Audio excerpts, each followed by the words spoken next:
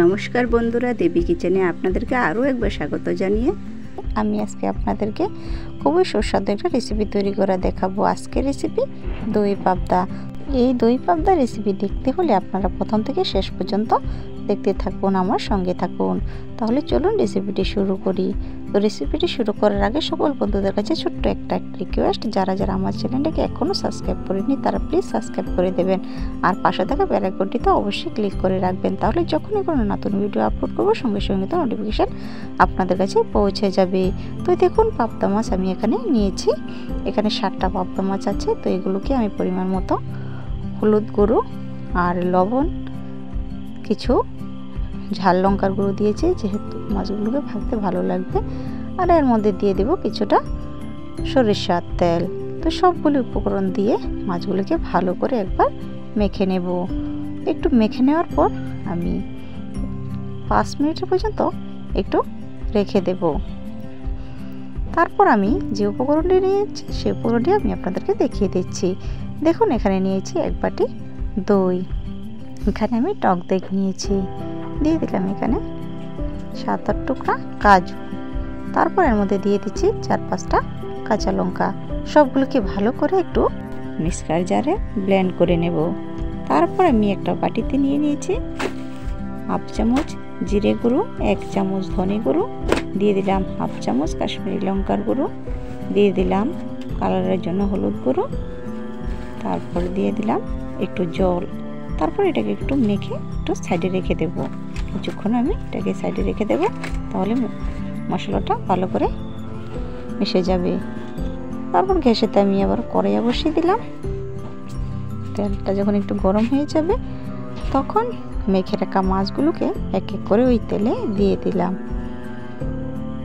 তো দেখুন, মাছগুলোকে হালকাভাবে উল্টে পাল্টে ভেজে নেব। তো মুচমুচে করে ভাজার কোনো দরকার নেই, হালকাভাবে ভেজে নিলেই ঠিক হয়ে যাবে। এখন আমি মাছটাকে একটু উল্টে দেব। দেখুন, হালকা একটু কালার এসেছে, তো আমি উল্টে দিয়েছি।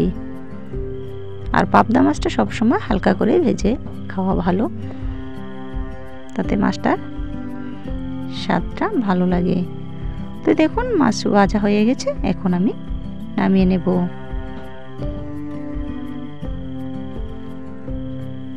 তো আমি মাছগুলোকে নামিয়ে নিয়েছি, আর ওই তেলে আবার বাকি মাছগুলোকেও দিয়ে দিলাম।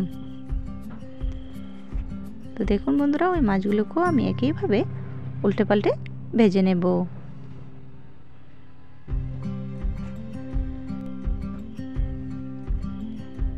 দেখুন, সবগুলি মাছই নামিয়ে নিয়েছি। আমি ওই তেলের মধ্যে দিয়ে দিলাম কালো জিরে। দেখুন, তেলটা একটু বেশি গরম হয়ে গেছে, তো তাই আমি ওই তেলের মধ্যে কিছু কালো জিরে দিয়ে নাড়াচাড়া করে যে মশলাটা মেখে রেখে দিয়েছিলাম সেই মশলাটা দিয়ে দিলাম। এখন মশলাটাকে তেলের সঙ্গে ভালো করে কষিয়ে আমি যে বাদাম আর দইটা পেস্ট করে রেখে দিয়েছিলাম ওইটা ওই তেলের মধ্যে দিয়ে দেব। তো দেখুন বন্ধুরা, আমি কতটা সহজেই এই রান্নাটা করে নিয়েছি।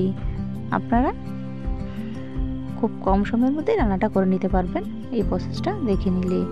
তো এখানে বাটি দেওয়ার জলটাও আমি এর মধ্যে দিয়ে দিলাম। এখন এর মধ্যে দিয়ে দেব স্বাদ পরিমাণে লবণ। লবণটা দিয়ে আমি আরও একবার নাড়াচাড়া করে নিচ্ছি। এখন একটু ঢাকনা দিয়ে দেব বরফ আসা পর্যন্ত। তো দেখুন, ঢাকনাটা তুলে নিচ্ছি আমি। 2 মিনিট পর বরফটা কিন্তু চলে এসেছে।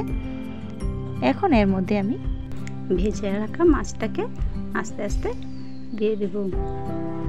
মাছটা যেহেতু একটু নরম, তাই হালকাভাবে মাছটিকে উপর দিক থেকে দিয়ে দিতে হবে। দেখুন, খুব সুন্দরভাবে চারিদিক দিয়ে মাছটিকে দিয়ে দিলাম। বেশি নাড়াচাড়া করার কোনো দরকার নেই। উপর দিয়ে দিলাম কিছু কাঁচা লঙ্কা জিরে। আর এই রান্নাটা খুব সহজেই করে ফেলা যায়। এই গরমের দিনে যদি আপনারা এই দই পাবদা রেসিপিটা তৈরি করেন, সকলেরই ভালো লাগবে। ছোট বড় সকলে কিন্তু খেতে খুবই পছন্দ করবে। তাহলে বন্ধুরা, আমি রান্নাটা নামিয়ে নিচ্ছি। তো দেখুন কতটা সুন্দর হয়েছে এই রেসিপিটা। এরকমই মাখা মাখা করে যদি আপনারা প্রতিদিন এক পাতে দেন, তাহলে কিন্তু ওরা খুবই সন্তুষ্ট হয়ে যাবে। আশা করি আজকের ভিডিওটা আপনাদেরকে খুবই ভালো লেগেছে। যদি ভালো লাগে তাহলে কিন্তু একটা আপনারা বন্ধুদের মাঝে শেয়ার করে দেবেন।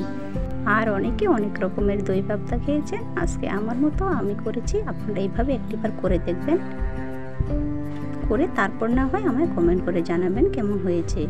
তো বন্ধুরা, আজকের জন্য এই পর্যন্ত হয়, দেখা হবে নেক্সট ভিডিওতে। সকলে কিন্তু ভালো থাকবেন, সুস্থ থাকবেন। ধন্যবাদ সবাইকে।